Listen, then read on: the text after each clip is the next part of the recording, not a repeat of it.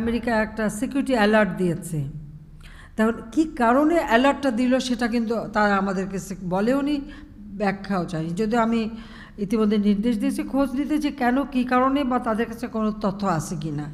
যদি কোনো তথ্য থাকে যে কোনো ঘটনা ঘটতে যাচ্ছে, তো তাদের একটা দায়িত্ব আছে, এটা আমাদের অন্তত সে বিষয়টা জানানো বা আমাদের গোয়েন্দা সংস্থাকেও জানানো, যেন আমরা তা মোকাবেলা করার ব্যবস্থা নিতে পারি। কিন্তু হঠাৎ আগুন লেগেছে, সেখানে আগুন তো সব দেশেই লাগে, ওই আমেরিকায় তো হরদম একটা হাসপাতাল সহ, মানে একটা সার কারখানা থেকে শুরু করে হাসপাতাল সবই পুড়ে শেষ। কতজন মারা গেছে তা সে খবর কেউ জানেনি।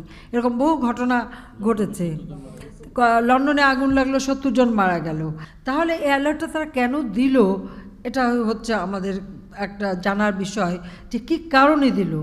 আর যদি কোনো আগামীতে কোনো রকম কোনো অঘটন ঘটতে যাচ্ছে এরকম থাকে, এটা তাদের দায়িত্ব আমাদের জানানো। কারণ টেররিস্ট একটা সমস্যা, এই টেররিজমটা আমাদের দেশটা সারা বিশ্বব্যাপী সমস্যা, কিন্তু বাংলাদেশে অত্যন্ত সফলতার সাথে আমরা এই জঙ্গিবাদ দমন করতে পেরেছি, সন্ত্রাস দমন করতে পেরেছি।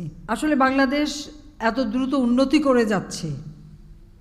আজকেও দেখেছেন যে প্রবৃদ্ধি অর্জনের সর্বোচ্চ 5টি দেশের মধ্যে একটি বাংলাদেশ। স্বাভাবিক, যারা কখনো চায়নি বাংলাদেশ স্বাধীন হোক, তারাই নানা ধরনের চক্রান্ত করেছে এর আগেই। তারপরেও আমরা এগিয়ে যাচ্ছি, ইনশাআল্লাহ আমরা এগিয়ে যাব।